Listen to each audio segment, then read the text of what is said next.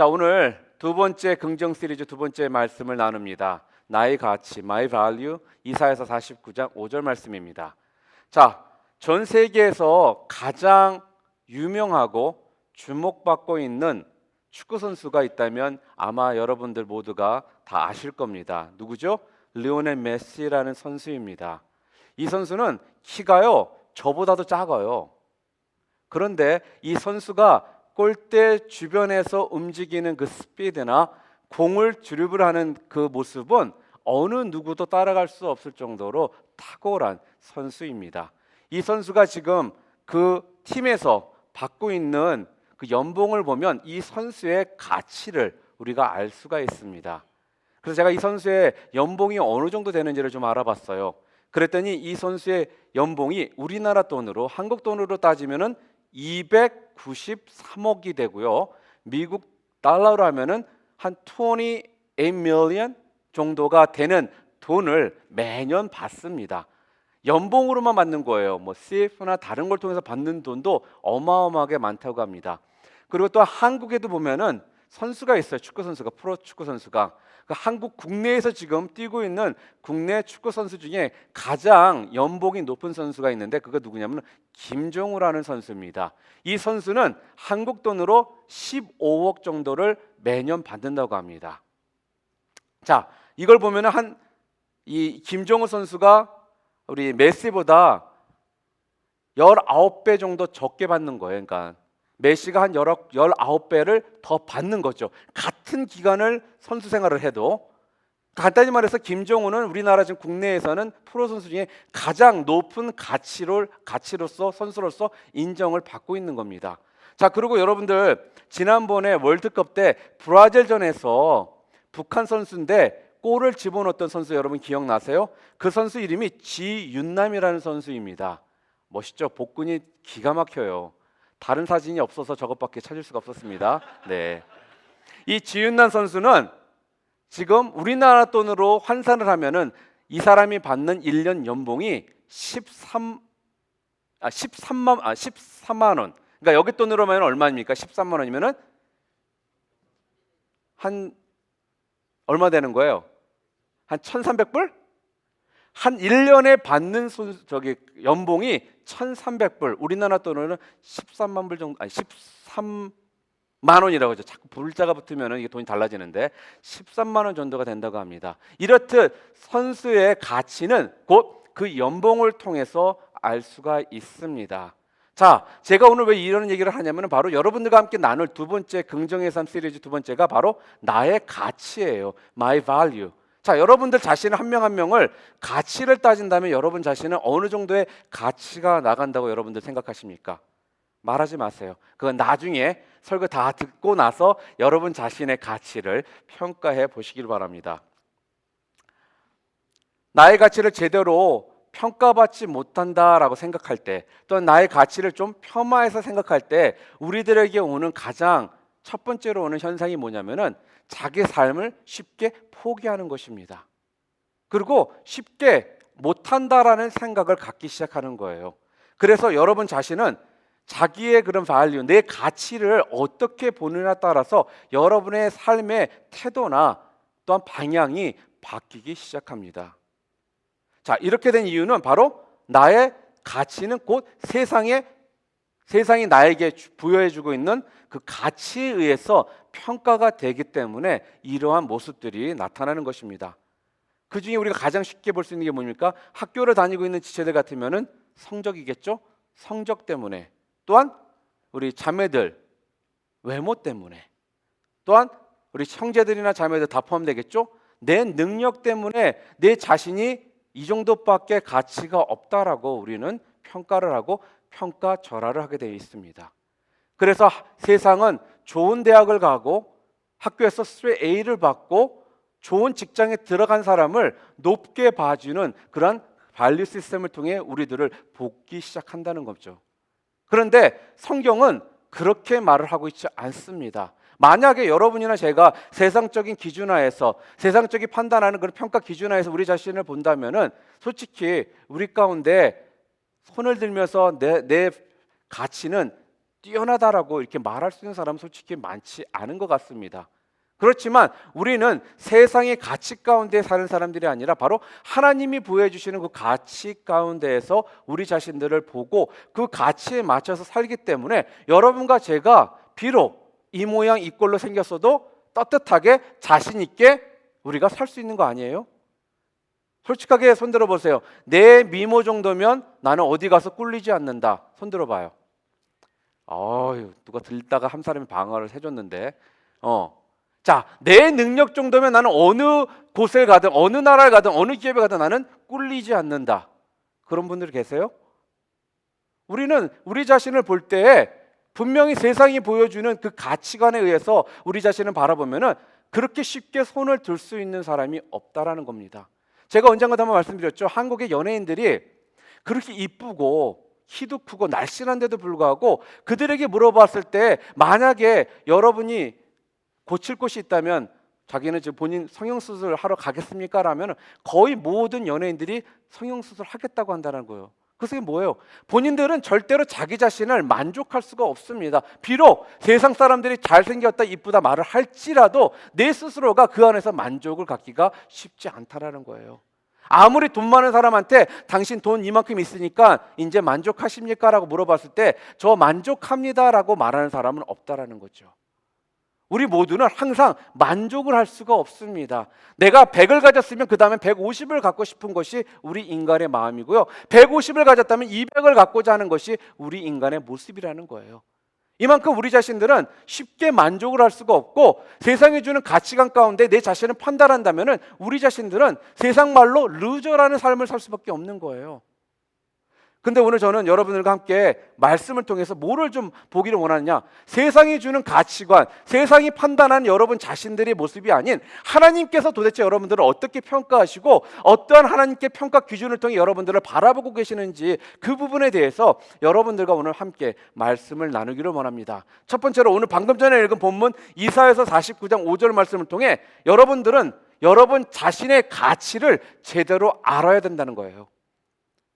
우리가 자기 자신의 가치를 모르기 때문에 우리가 이렇게 헤매고 좌절하고 절망하고 낭망하는 가운데 사는 거거든요. 그러나 분명하게 여러분 자신들이 여러분의 가치를 알면은 그때부터 여러분의 삶은 달라지게 되었습니다.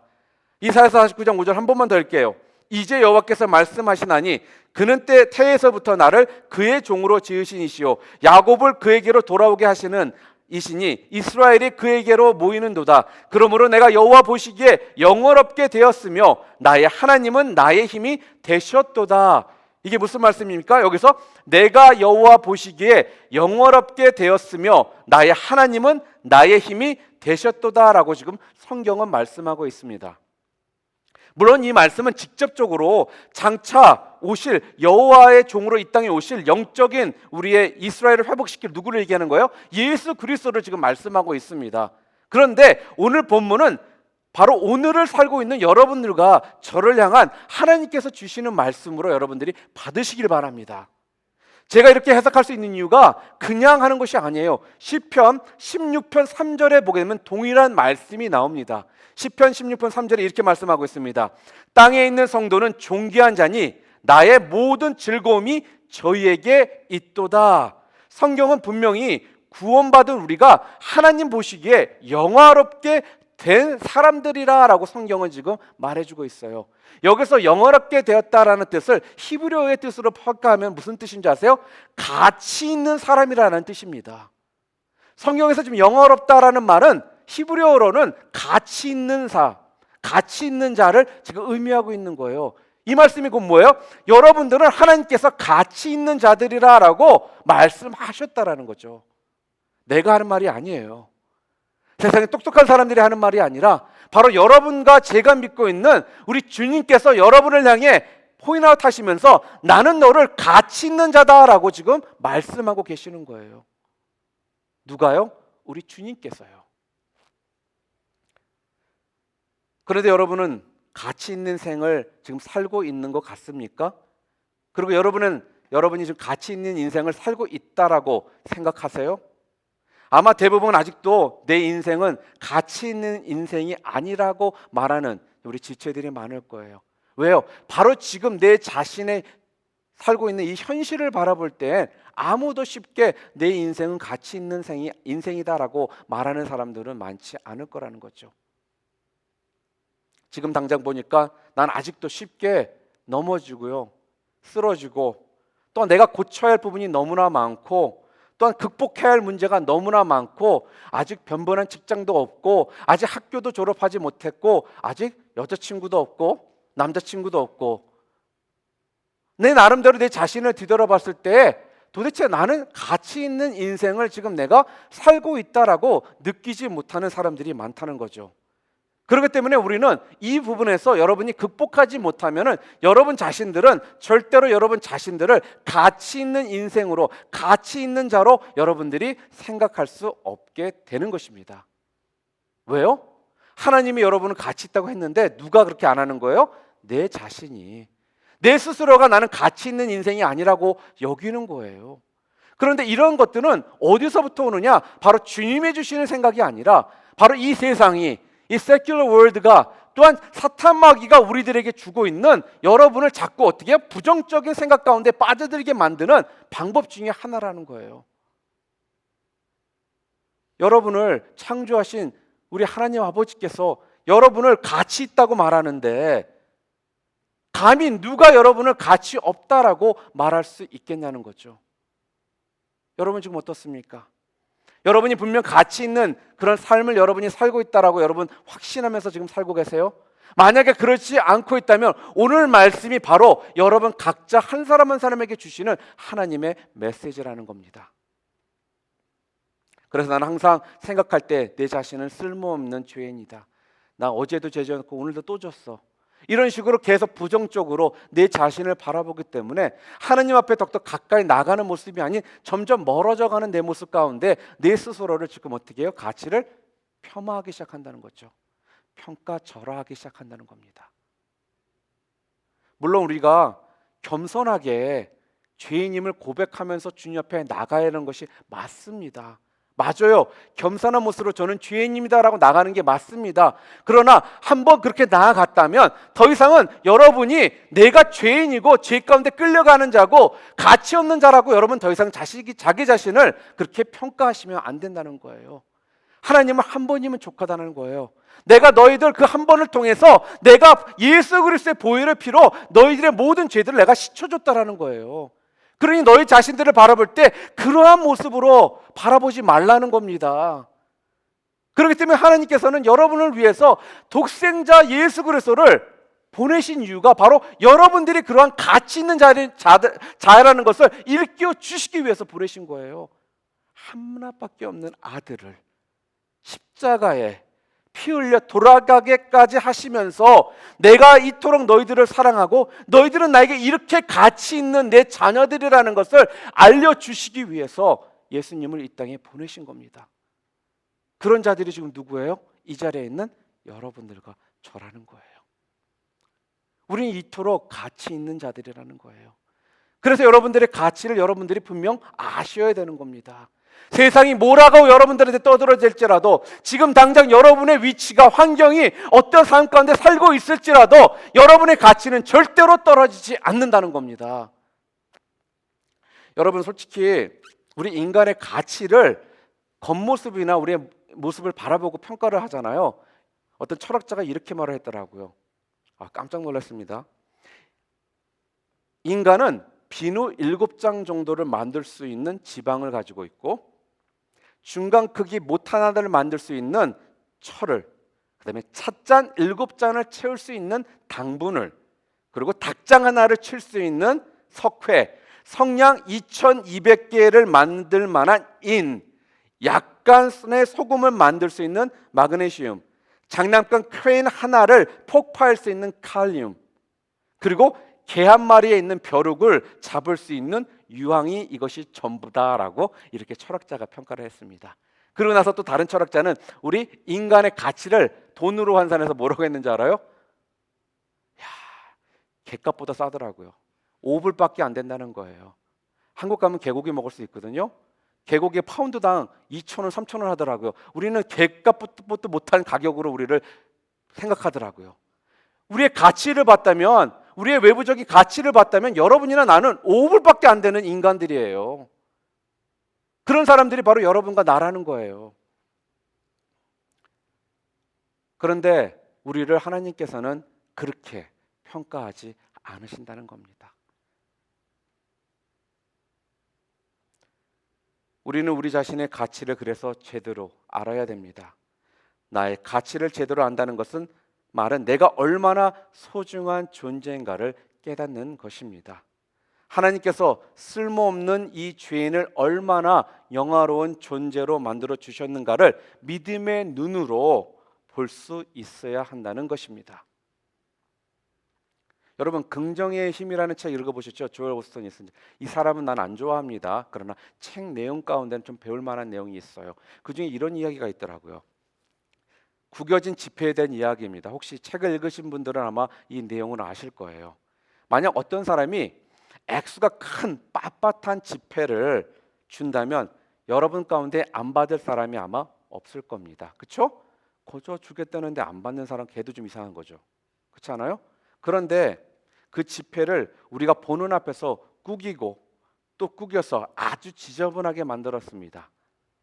이렇게 구겨진 지폐라고 해서 이 자리에 있는 우리 지지들 가운데 안 받을 분 있으세요?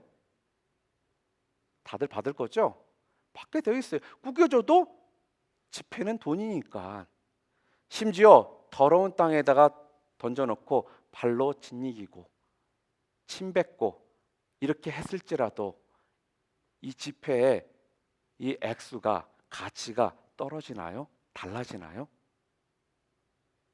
정 더러우면 은행 가서 새 지폐로 달라고 하면 줘요.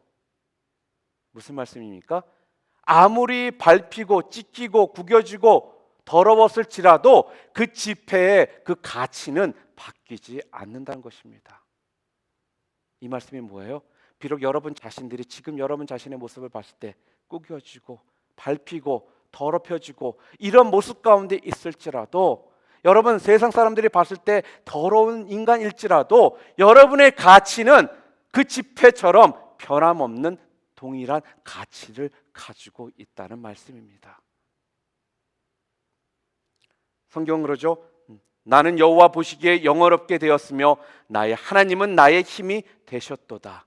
내가 약해져도 무너져도 실패했어도 나는 여전히 하나님 보시기에 가치 있는 존재임을 선포하시는 여러분 모두가 되시기를 주님의 이름으로 축복합니다. 두 번째로 고린도서 6장 19절과 20절 말씀입니다. 우리 함께 좀 성경 말씀을 읽었으면 좋겠습니다. 함께 읽겠습니다. 너희 몸은 너희가 하나님께로부터 받은 바 너희 가운데 계신 성령의 전인 줄을 알지 못하느냐. 너희는 너희 자신의 것이 아니라 값으로 산 것이 되었으니 그런즉 너희 몸으로 하나님께 영광을 돌려라. 무슨 말씀입니까? 두 번째로 나의 가치를 증명하며 살라라는 거예요. 오늘 말씀에서 우리의 몸이 어떤 몸인가를 지금 말씀해 주고 있습니다. 우리의 몸은 우리 모두는 예수 그리스도의 뭐예요? 은혜의 죽음으로 구원받아서 하나님께서 피값으로, 예수 그리스도의 피값으로 우리를 사셨다고 지금 말씀하고 있습니다. 그래서 우리 몸은 정확히 말하면요, 우리 것이 아니에요. 하나님 거예요. 하나님의 소유물이라는 거예요. 그렇기 때문에 우리의 몸은 하나님께 영광 돌리기 위해서 우리가 살아야 되는 그러한 삶이라는 것입니다. 하나님께서 여러분을 구원하실 때 여러분들이 구원받을 만한 가치가 있어서 여러분들을 구원하셨다고 여러분 생각하십니까? 여러분과 저 중엔 아무도 구원받을 가치가 있던 사람은 아무도 없었습니다. 그러한 우리를 하나님께서는 예수 그리스도의 피값으로 우리를 사셨다라는 겁니다. 하나님께서 아무런 목적 없이 아무런 계획 없이 여러분들을 구원하신 것이 아니라고 생각하면 여러분 착각이에요. 하나님께서는 분명한 계획과 목적을 가지고 여러분들을 구원하셨습니다. 하나님의 계획을 이루실 목적으로 여러분들을 예수 그리스도의 피값으로 사셨다라는 말씀이에요. 그렇다면 이제부터 우리의 인생은 더 이상 허무하고 좌절하고 쉽게 쓰러져가는 그러한 삶으로 살아서는 안 되고, 하나님 앞에서 지금 어떻게 해요? 구원받은 자로서 담대하게 또한 그 삶 가운데 증명하며 내가 예수 그리스도의 피값 가운데 내가 하나님께 나를 사신 사람이라는 이러한 삶을 증명하며 살아야 되는 것이 여러분과 저 자신의 삶이 되어야 된다는 말씀입니다. 어떤 청년이 물에 빠진 소년을 구하기 위해서 목숨을 걸고 물에 뛰어들었습니다. 그리고 진짜 어렵게 힘들게 이 소년을 구해냈습니다. 소년은 이 청년이 너무 고맙잖아요. 그래서 이 청년에게 어떻게 감사할지 몰라 하고 있었습니다. 그랬더니 이 청년이 그 소년에게 이렇게 말을 했다고 합니다. 지금까지 내가 어떻게 살아왔는지는 알 수 없다. 그러나 이제부터는 내가 구원받을 만한 가치가 있는 사람임을 증명하며 살아야 한다. 가치 없는 인생이 되지 말고 가치 있는 인생이 되어야 한다. 이대로 이렇게 죽을 수는 없었던 그 이유가 어디에 있는지 입증하며 살아야 한다. 그게 나의 은혜에 보답하는 유일한 방법이다라고 그 소년에게 말을 했다고 합니다. 맞습니다. 형제자매 여러분, 우리도 여러분과 저는 죽을 수밖에 없었던 사람들이었습니다. 그러나 주님께서는 여러분과 저를 구원하시기 위해, 살리시기 위해 예수 그리스도를 내던지셨습니다. 분명히 여러분과 제 마음 가운데는 주님 감사합니다라고 분명히 말을 할 것입니다. 그러나 그것보다 더 중요한 것이 바로 여러분이 구원받을 만한 가치가 있는 자들임을 증명하는 삶을 사는 모습을 우리 주님께서는 더 보기를 원하신다는 말입니다. 여러분이 진정 누구한테 감사를 하잖아요. 그러면 감사의 그 모습이 분명히 그 삶을 통해 비춰져야 되는 것입니다. 꼭 기억해야 될 것은 가치 있는 인생이 되었다는 것과 가치 있는 인생을 살아간다는 것은 분명히 다르다는 점입니다. 우리가 자신의 가치를 제대로 인식하지 못할 때 우리는 가치 있는 존재이지만 어때요? 가치 없는 인생으로 우리가 살 수 있다는 거죠. 그래서 우리 하나님은 하나님의 백성으로서 우리 자신들을 분명히 가치 있는 자로서의 그 삶을 증명하며 살기를 원하신다는 것입니다. 여러분, 책 저자 중에 정상에서 만납시다라는 책을 지은 지그 지글러라는 사람이 있습니다. 그 책에는 이런 내용이 나옵니다. 거기 책 가운데 주인공이 빅터라는, 정확히 이 사람의 이름은 빅터 세리바코프라는 사람인데 15살이었을 때 기초 학력이 너무 형편이 없었대요. 그래서 그의 선생님이 그에게 이렇게 충고를 했다고 합니다. 빅터, 너는 굳이 학교에 나와서 공부를 할 필요가 없을 것 같다. 공부 대신 지금부터 장사나 다른 직업을 선택해 보는 것이 어떻겠느냐라고 이런 조언을 해주었다고 합니다. 그래서 빅터는 선생님의 말씀을 듣고 학교를 그만두고 그때부터 장사나 일을 하기로 마음을 먹었습니다. 17년 동안 별의별 직업을 다 한번 해봤다고 합니다. 그런데 아무것도 그에게 맞는 것이 없었고 기쁨이 없었고 잘하지 못했다고 합니다. 그러면서 그는 항상 생각하면서 이렇게 얘기를 했다고 합니다. 맞아, 나는 머리가 나쁜 지능하니까 나는 이렇게 그냥 살다가 그냥 죽으면 되겠지라는 생각을 계속 갖고 있었대요. 바로 나이가 32살 될 때까지. 그러다가 어떤 이유 때문에 이 빅터라는 이 청년이 IQ 테스트를 하게 되었다고 합니다. 근데 IQ 테스트를 딱 했더니 놀랍게도 이 친구의 IQ가 얼마가 나오는지 아세요? 162라는 IQ가 나온 거예요. 그러니까 그 IQ 테스트를 검사했던 사람이 너무 이상해서 분명히 이 사람이 지능하라고 본인도 얘기했고 그렇게 느껴졌는데 162라는 숫자가 나오니까 다시 한번 IQ 테스트를 했다고 합니다. 그랬더니 동일한 숫자가 나왔다고 합니다. 여러분, IQ가 140 이상이 되면은 천재라고 말을 해요.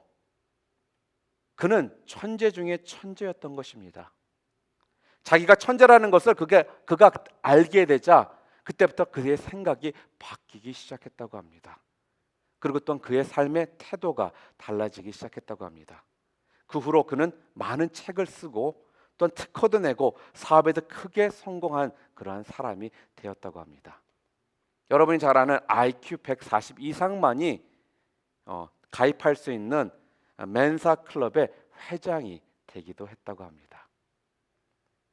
깨닫지 못할 때는 그는 분명히 바보로 살았던 사람이었습니다. 그러나 깨닫고 난 후에는 이 사람은 어떻게 해요? 천재로서 살기 시작했다는 거죠. 그만큼 자신의 가치를 올바로 아는 것이 이렇게 중요하다는 말씀입니다. 여러분들이 이제 내가 소중한 사람인 걸 알고 여러분의 태도가 바뀌셔야 됩니다. 절대로 세상이 여러분을 향해 무엇하고 떠들지라도, 지금 당장 여러분의 모습이 어떠한 모습 가운데 있을지라도 절대로 그 말에, 그 시선에 여러분의 가치를 평가절하하지 않으시기를 바랍니다. 하나님은 여러분을 예수 그리스도의 핏값으로 여러분을 사실 정도로 여러분은 하나님 보시기에 뛰어나고 놀랍고 능력 있고 위대한 하나님의 자녀들이라는 것입니다. 그만한 가치가 있는 자들이 바로 여러분과 저라는 말씀입니다. 말씀드립니다. 패배자의 정신 버리시기 바랍니다. 지난번에 말씀드렸죠. 메뚜기의 정신 버리시기 바랍니다. 실패자의 정신 버리시길 바랍니다. 어떠한 상황 가운데 놓여 있을지라도 여러분의 인생은 하나님이 책임지시고 또 여러분의 가치는 하나님께서 선포하신 가치 있는 자들이기 때문에 그러한 메뚜기 정신, 실패자의 정신, 그러한 바보 같은 생각 가운데 여러분이 사로잡혀 있다면 이 모든 것을 던져버리시는 그런 삶을 통해 여러분이 가치 있는 자임을 증명하시는 우리 컴퍼스의 형제자매 모두 되시기를 바랍니다. 세 번째로 마지막으로 한 가지 또 빼먹은 게 있네요. 여러분들하고 우리가 LA 살잖아요. 단적인 예입니다. LA 다저스가 요즘에 너무 잘 나가도 너무 잘 나가요. 그래서 이제는 플레이오프 준비를 지금부터 20몇 경기가 남았는데 준비를 해요. 그러니까 더 이상 승부에 대해서 별로 관심도 없습니다. 그리고 플레이오프 때 어떻게 하면 잘할까 선수들을 지금 보호 차원에서 일찍 투구 이닝도 빼고요. 좋은 선수들, 잘하는 선수들은 쉬게 해주고 지금 이런 상황 가운데 놓여 있습니다. 그런데 지금 LA 다저스에 우리나라 선수가 누가 와 있어요? 유현진이라는 선수가 하나 왔습니다. 이 선수가 LA 다저스에 왔을 때 얼마나 많은 사람들이, 기자들이 떠들었는지 몰라요. 그의 가치가 그 정도의 돈을 주고 데려올 정도의 사람이 아니라는 거예요. 이렇게 유현진을 굉장히 평가절하했던 그런 기자들이 지금은 어떤 줄 아세요? 실력으로 본인이 그 이상의 가치가 있는 자라는 것을 보이고 났더니 지금은 그를 너무 싸게 데려왔다고 본인 스스로 그 기자들의 입으로 지금 그렇게 말을 한다고 합니다. 사랑하는 우리 컴퍼스 형제자매 여러분, 마찬가지입니다. 지금 당장 사람들이 여러분을 어떻게 바라보고 어떻게 평가를 할지 몰라도 여러분이 그런 자들이 아니라 그 이상의 가치 있는 자들이라는 것을 증명하시는 우리 컴퍼스 형제자매 되시기를 주님의 이름으로 축복합니다. 그리고 세 번째로 갈라디아서 6장 9절 말씀입니다. 우리 함께 읽겠습니다. 우리가 선을 행하되 낙심하지 말지니 포기하지 아니하면 때가 이름에 거두리라. 자, 이게 무슨 말씀입니까? 여러분과 저는 완성된 작품이 아니라는 거예요. 완성돼 가고 있는 작품이라는 사실을 잊지 마세요. 그렇기 때문에 지금 당장의 여러분 모습만 바라보고 여러분 스스로를 판단하지 말라는 거예요. 그리고 여러분이 있는 주변에 있는 지체들을 바라보면서 지금 그 모습으로 저 사람의 가치를 평가하지 말라는 겁니다. 왜요? 여러분과 저는 지금도 완성돼 가고 있는 작품이기 때문에 그렇습니다. 나의 가치를 잃어버리지 말아야 할 때가 언제인가 하면요, 모든 일이 잘 될 때가 아니에요. 일들이 잘 안 될 때 우리가 분명히 그때 나의 가치를 분명히 알 수 있다는 거죠. 이때 언제까지 자책하면서 죄책감 가운데 빠져서 우리가 살고 있는지를 보면은 여러분이 여러분 스스로를 얼마나 지금 가치를 부여하고 있는지를 알 수 있다는 겁니다. 이런 좋은 또 이야기가 있어요. 원대한 꿈을 가진 올리브 나무, 떡갈나무, 소나무 나무에 대한 이야기입니다. 이들 나무는 각자 특별한 존재가 되겠다는 큰 꿈을 품고 있었습니다. 그래서 먼저 올리브 나무는 화려한 보석 상자가 되어서 그 안에 온갖 아름다운 보물을 담는 그런 꿈을 꾸었습니다. 그리고 떡갈나무는 위대한 왕을 태우고 다니는 멋있는 배가 되어서 왕을 모시고 다녀야겠다라는 그 꿈을 품습니다. 그리고 소나무는 언제나 높은 곳에서 버티고 서서 사람들에게 하나님의 창조 섭리를 보여야겠다라는 꿈을 갖고 있었습니다. 그런데 화려한 보석 상자가 되겠다고 생각했던 올리브 나무는요, 더럽고 냄새나는 짐승의 먹이를 담는 구유가 되었습니다. 그리고 또한 위대한 왕을 태울 배가 되고 싶었던 떡갈나무는 조그마한 낚싯배가 되고 말았습니다.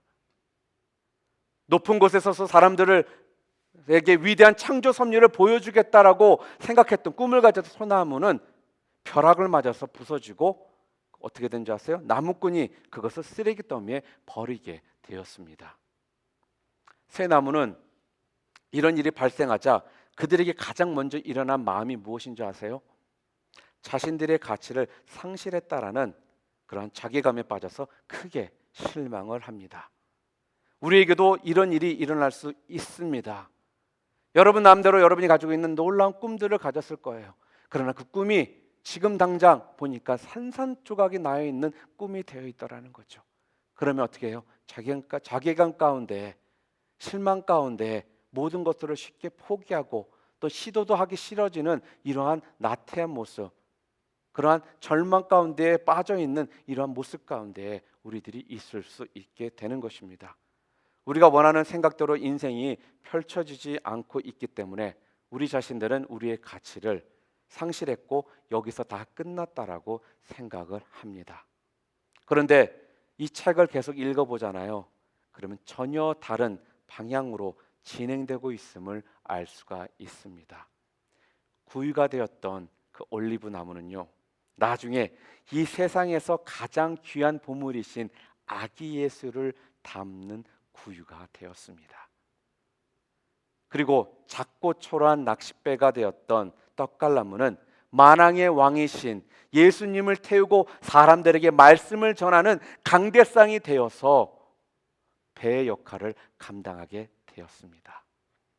그리고 쓰레기 더미에 던져져 있던 벼락 맞은 소나무는 여러분과 저에게 너무나도 감사와 기쁨이 넘치는 바로 십자가의 모습으로 오늘날까지 여러분과 저에게 큰 감동과 도전과 은혜로 다가오는 십자가가 되었다고 합니다.